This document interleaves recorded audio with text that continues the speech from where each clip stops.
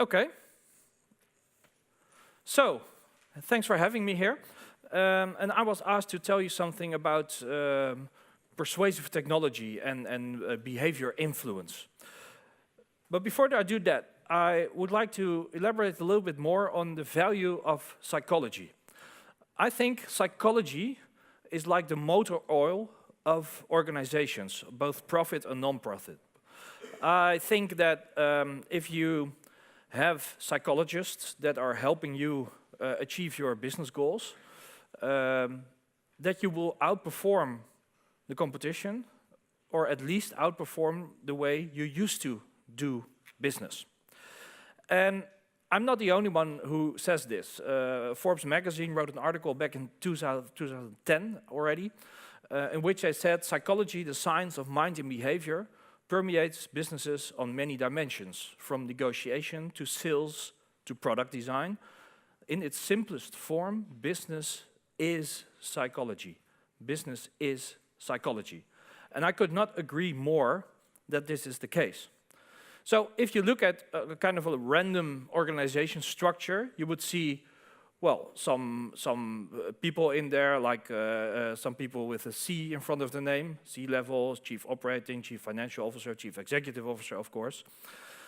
And my firm belief and my proposition is that we would have to put a chief psychology officer next to that. Somebody who can make sure that all these great and valuable insights from social science are being implemented in the company, in your startup, in your government, in the most effective, but also in the most ethical way. So who am I? Who believes this? Well, my name is Mischa Coster. This is me. Any questions? One, two? No? I think this is the least interesting slide of my story, so if you don't mind, I will skip right past it.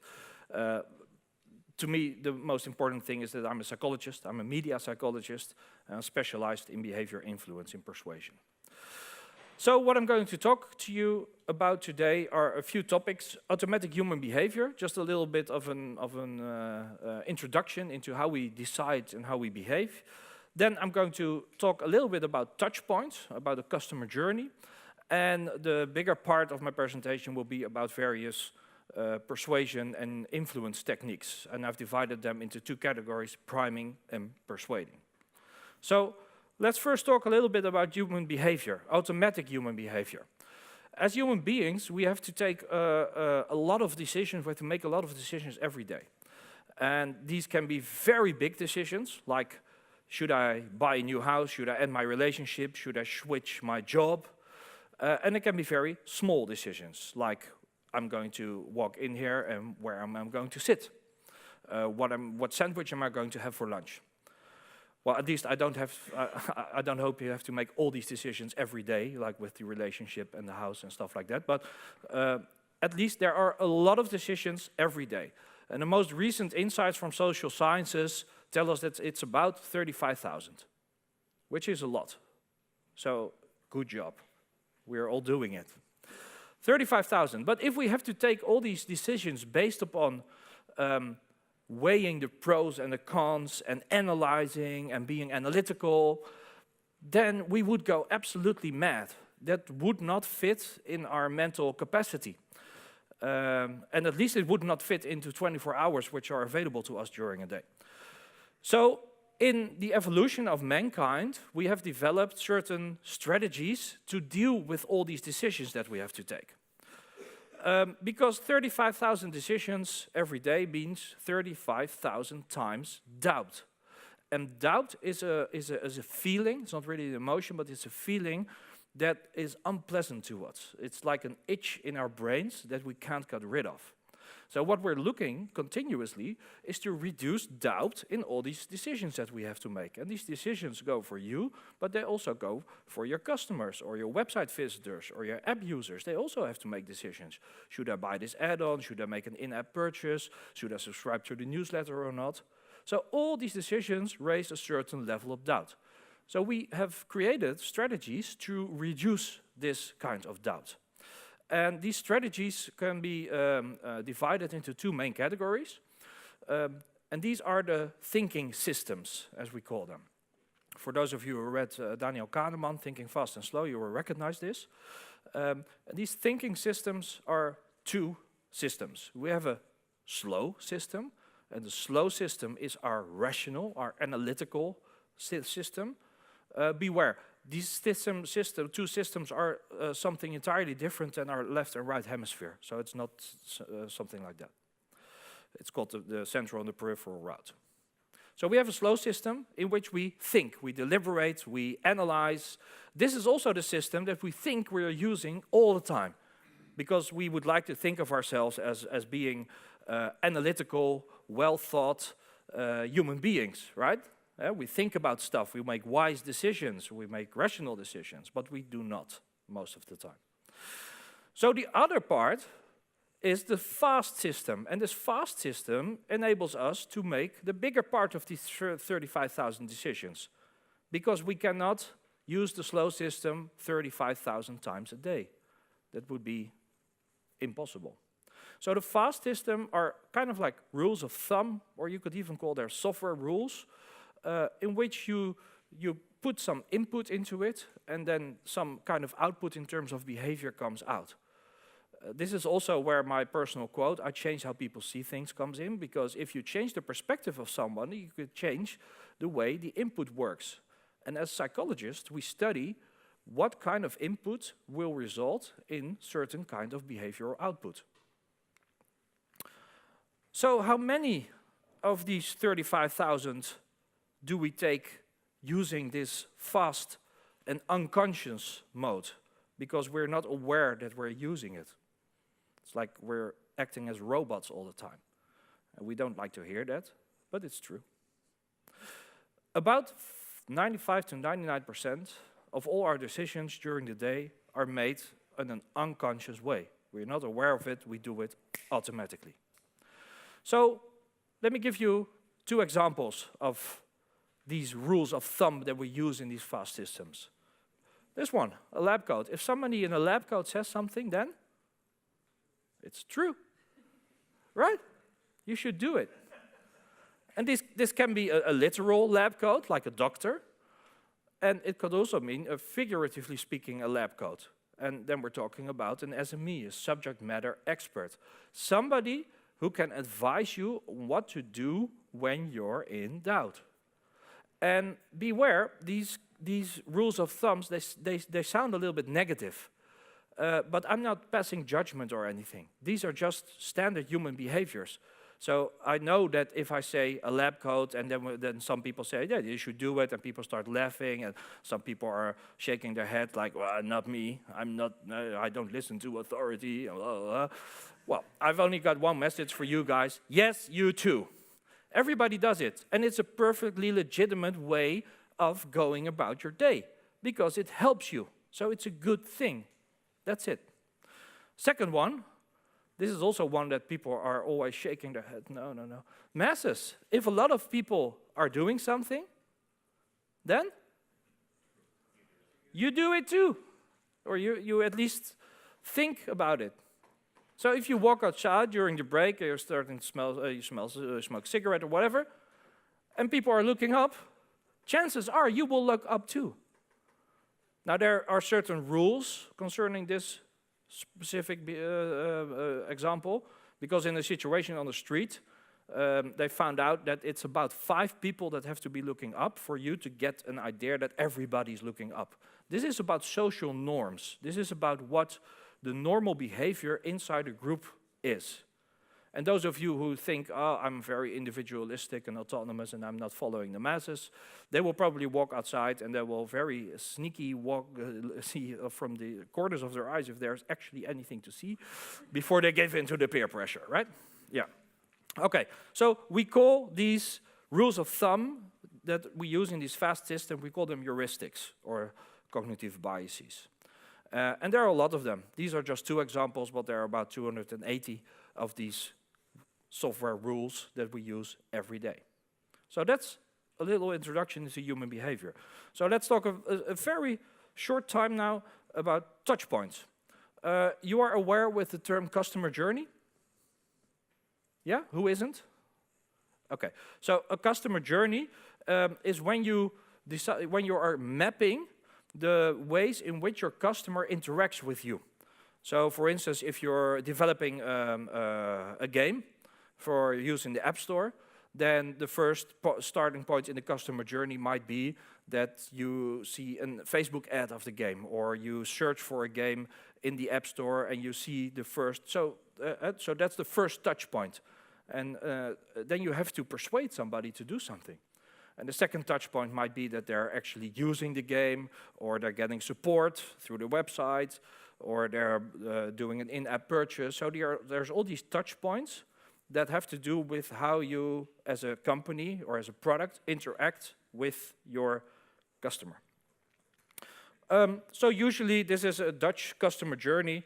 You see, so it's the consideration phase, and the buying phase, and the service phase, and the loyalty phase. And in every one of these phases, there are some touch points to be recognized. Email, social media, chats, direct mail, shop, mouth-to-mouth, phone, customer survey, etc. So this is very useful to make one of these customer journeys. But as a psychologist, it's not quite enough for me. So what I would really recommend to you is that you convert this customer journey into what I call a customer mind trip. And that you specify on each specific of these touch points what actually the behavior is that you would like to see. Because a lot of these touch points, they just involve customer gets email. That's a touch point. Okay. So as a psychologist, I'm asking myself, okay, you're sending an email, but to what purpose? What do you want to happen if your customer reads this email? Do you want to change their emotions? Do you want to get them to sign on for a newsletter or whatever? So look at the effort and the motivation in terms of time instead of only the channels and time. And then for each touch point, you would go through certain phases. You would determine your behavior goal, which is already quite difficult. So for every touch point, you would have to say, okay, I want my customer, my prospect to do this or that. Then you would analyze the behavior. Why are they not doing it yet? And why have some people already done it? So in my daily practice, I send out surveys, or I have depth interviews with my target group to check what makes them tick. Then you would determine what message and what kind of behavior influence techniques you would want to use. This is the part that we're going to talk about in the second part with the behavior influence techniques. And then you would create a strategy and a plan. So for instance, first I want to use this technique and then get them to my landing page, and then on my landing page I want to use a different technique to get them to engage in some way. And after that, of course, you have to execute and evaluate. Which is pretty easy to do online because you can measure anything, you can tag anything, you have your analytics, etc. So having said that, with the recommendation of using this customer journey or customer mind trip, as you might call it, I will continue to the second, the larger part, which is the priming and persuading. So priming is a way of influencing behavior in which you are going to expose your targets to some kind of a stimulus. And this can be, for instance, a color or a sound, or maybe even a question or a word. But you know that by accepting this stimulus, you will trigger some kind of what we call in psychology a mental scheme that will help them decide on a later moment in time. So let me give you an example of this. We call this semantic priming, and it's priming with words, or with questions in this case. So this is a study in which they looked at how posing a rhetorical question can actually influence behavior. So they had a survey, a paper survey, and they sent it out to two groups, and the goal was to measure the percentage that got returned. So the actual behavior was fill out the survey and return it. And in one group, they just had the survey, And in the other group, they had the same survey, but in the white space above the survey on the A4 paper, they posed a rhetorical question, very big. So the first thing that you would see when you took it out of the envelope was this question. And the funny thing about a rhetorical question is that we as human beings are always answering it internally, even without knowing. We answer it for ourselves. So the question they posed was this one. Do you consider yourself to be a helpful person? And this is a very well and smartly crafted rhetorical question. Because this is a question that almost everybody will say yes to. There's almost no one who thinks of themselves as a totally unhelpful bastard or something like that. You know, some people might say, yeah, well, a little bit, and other people might say, yeah, I'm very helpful. So you answer this. And then you start to read, and the first line in the introduction part of the survey was, hello, Mr. Coster, we need your help. You can already feel it, right? If you just thought yourself that you're quite a helpful person, and then you're being asked to help, that will do something to you. And indeed it did. If you look at the difference in the groups between the ones who had and hadn't gotten the rhetorical question.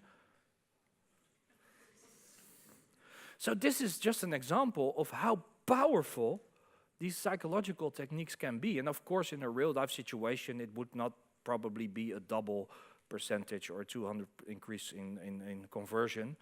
But still, I think and I believe that this is the best starting point instead of just going for creativity or humor or gut feeling. Of course, you need those things too, but try to combine them with the science of persuasion. Okay, so there's also something that's called visual priming, which is the visual version of this question posing. And in this study, by Mendel and Johnson in 2002, they looked at how changing the background image of a website can influence behavior. So they had this website, which was like a web shop for furniture, for couches and chairs and stuff like that. And it had like a normal unicolor background. Then in one case, they changed the background to, it's a gray, black and white, because I copied it out of the original scientific paper, but this is supposed to be, as they described it, blue skies and fluffy clouds. So you can imagine, you know, it's like fluffy, in Dutch we say plukjes wolken. Yeah? Very soft and nice and stuff like that. What happened? People started buying more expensive and comfortable furniture. Because they were primed, because you activated their scheme of comfortability, softness. So they were primed to look at those things. And then they thought, okay, so we have to do it the other way around too. Let's see if that works. So they changed the background image to the image of pennies, of centjes. And people started to buy more budget and sale items. So you can actually, by priming, you can put people in a state of mind that will help your subsequent request to succeed. Okay, so second one is consistency. And consistency is a principle that comes amongst others from Robert Cialdini. Cialdini is like the godfather of persuasion. And what consistency basically says is we want to consist as human beings, we want to behave in a consistent way. We want to be consistent for ourselves, and we want to be consistent for others. We hate it when somebody tells us, what are you doing? Last week you did this and this and this, and now you're doing the exact opposite. That's strange. So we don't want that. We don't want that for ourselves, and we certainly don't want other people to point it out for us. So you can use this as a technique. You could say, to easily remember it, it's a technique of in for a penny, in for a pound. Some research. In this case, they wanted to see if they could use this technique to increase the number of people that went to the door-to-door collecting money for a charity fund. And in the first case, they just sent out the letters to everybody, to all the donateurs. I don't know the English word. And in the second case, they did the same thing, the call to action, like we need you and please help us. But a week prior to that, they sent a little bit survey about this specific charity cause.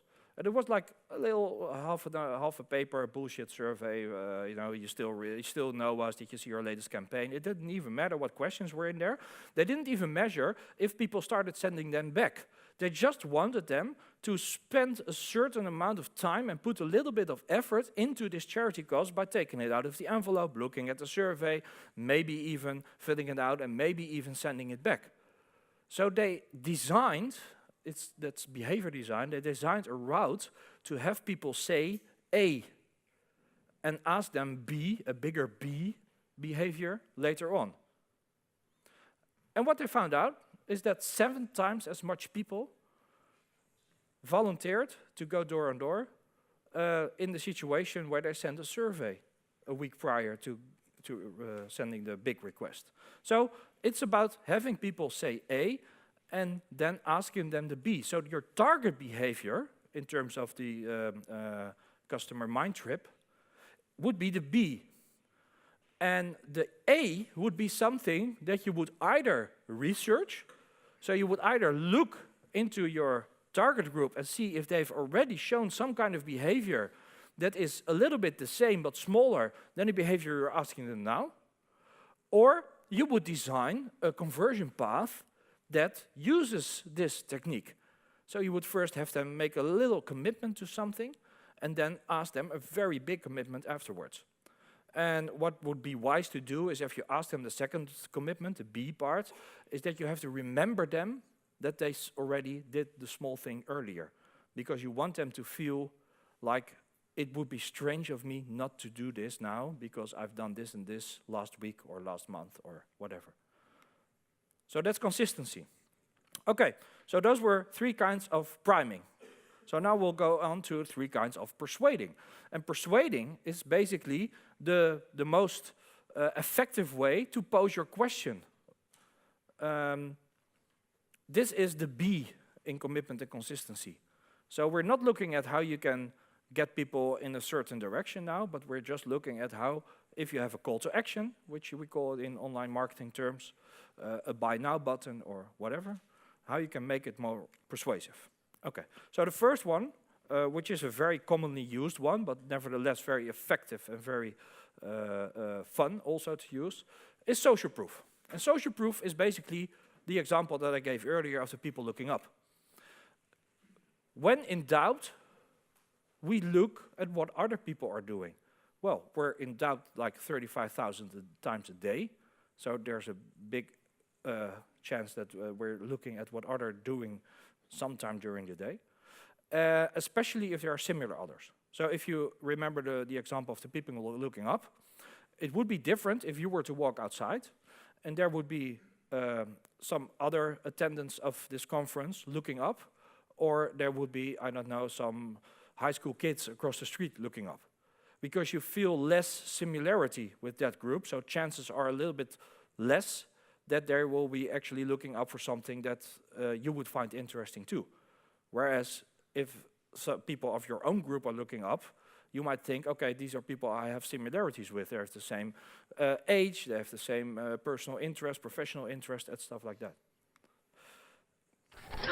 The gentleman in the elevator now is a candid star. These folks who are entering, the man with the white shirt, the lady with the trench coat, and subsequently one other member of our staff, will face the rear. And you'll see how this man in the trench coat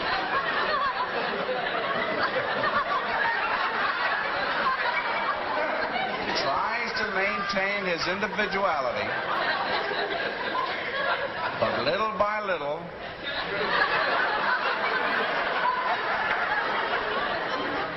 he looks at his watch, but he's really making an excuse for turning just a little bit more to the wall. Now we'll try it once again. Here's the candid subject. Here comes the candid camera staff, 3 of them at least. And this man has apparently been in groups before.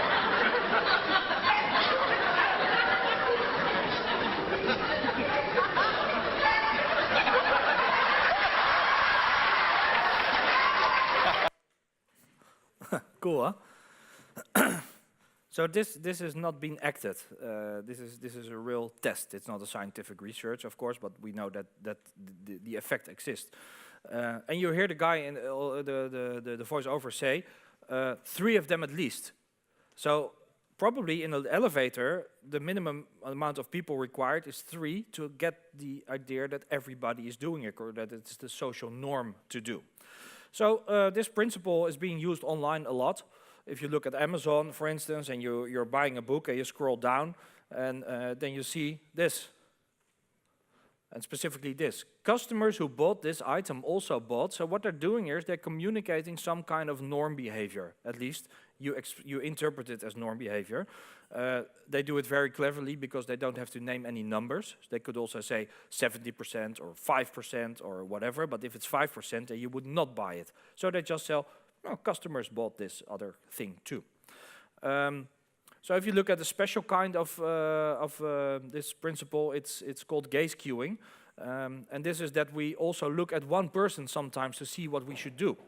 So if, for instance, you have a website and you have some call to actions like this button, and you have a nice-looking lady who's looking into the camera, laughing, which is design-wise a good thing, then you would increase your conversion rate. Especially if you put an eye tracking map over it, you would see that these are actually the things that people are looking at. By using an image of a woman who is looking in the direction of the call to action. So like a little elastic band, your gaze gets cued back to the call to action whenever you look at the woman. So that's called gaze cueing. So the second last one is scarcity and loss aversion. And scarcity basically tells us that we value things that are not available to us or are hardly available to us. And we don't want to become things that we like, for instance our health or our money, to become unavailable to us. That's called loss aversion. So in this experiment, I'll skip to the conclusion because it's too long of a story for the time I have remaining. In this experiment, they looked at how scarce goods can evaluate even our sensory perceptions. So in some kind of medical practice, they put down this jar with candies in the waiting room. And in 1 week, somebody made sure that the jar was always topped off, filled. And in the other week, it was almost empty. Not just one candy, but like 3 or 4 candies. And in a patient satisfaction survey, they asked the people, what did you like? Among 100 persons with one question, how did you like the candies in the waiting room? And basically the whole survey was about that only one question, but it was embedded into like a cover story, you know. And people said that they liked the candy better, they gave a higher ranking to the candy in the situations where there were only a few candies left. So they actually thought that this candy was more tasty just because there was nothing left instead of a full jar.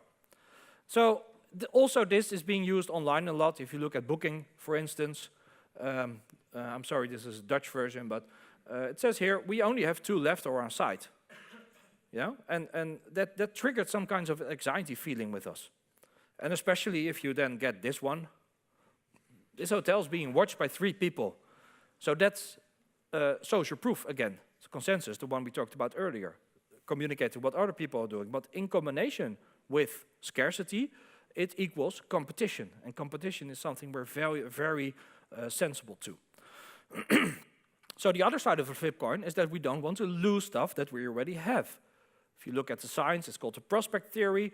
I won't go into it too deep, but basically it says us that we're twice as motivated to not lose things we have than to gain something of equal worth. So loss is a very important and powerful way to influence behavior, but it's also a negative way. So you have to watch out because otherwise you will start to communicate only with loss and anxiety and stuff like that. And then it will be bad for your branding. That's another perspective from marketing point of view. So if you want to use loss aversion, be very careful how you use it. Start by communicating your biggest unique selling points. It's a positive thing. You know, this is what you can do with this app or this website or this robot or whatever. Then point out what they risk losing if they don't buy this product. So it's a double negative. What they lose if they don't buy the product. But make it like a PS, yeah, not too heavy. Then people will start feeling anxiety. And in anxiety mode, they're more susceptible to suggestions. So what you would do then, directly after saying what they would lose, is giving them 2 or 3 ways how they can avoid this risk. Because they're more susceptible to your suggestions. So if you subscribe to our newsletter now, or if you make this in-app purchase, you will not have the risk of losing this and this and this. So that's that one. And then finally, the but you are free technique. It's a very simple technique. It's basically a sentence or some words you add to your statement or to your call to action. As human beings, we always want to feel autonomous. Like I said earlier, we want to have the idea that we're making rational decisions, that we have our own free will. So if I were to tell you that this water is really excellent, and I would recommend that you all drink a glass of water today, then you would say probably, yeah, well, I don't know, or he's not a legitimate authority because he's a psychologist and not a water expert. But then I could also say, well, I want you to drink a glass of water, but of course it's your own choice. So, but you're free to do whatever you want. What research shows is that by pointing out that you have your own free will, so by basically giving you other thoughts, you will start to trust me more as a advisor, as somebody who tells you what to do. And by trusting me more, chances are even higher that you will actually do what I suggest. So it feels counterintuitive because you don't want to set people into other directions. But basically by doing that, you increase the level of trust, and then people will do even faster what you tell them to do. So, wrapping it up, we talked about the chief psychology officer, about motor oil. We talked about automatic human behavior, 35,000 decisions we take every day. We talked about the customer journey and the customer mind trip, and how I would recommend you to always look at every touch point from the perspective of a psychologist. What do I want my target audience to do here? And then look at the persuasion techniques that fit in there. So there are a lot of persuasion techniques, like I told you earlier, very good books about that too. And we discussed a few of them. Priming, posing a rhetorical question. Visual priming, by using an image to get people in a certain state of mind, by triggering a mental scheme, as I call it. Commitment and consistency, get people to do something small first and ask the bigger thing later. And social proof. People look at other people to figure out how to reduce their doubt. Scarcity, we like things that are scarce, so make your proposition scarce, or make sure that they don't want to lose something they already have, and communicate it in loss language. And finally, the but you are free technique, to point out that people can do whatever they want, and by doing that, they will start listening to you even more. So, from now on, if you look at these customer journeys, think of behavior design, design an intervention, a customer journey map in which behavior is your central route, using the 5 elements that I described earlier. That's it for now. Thank you for your attention.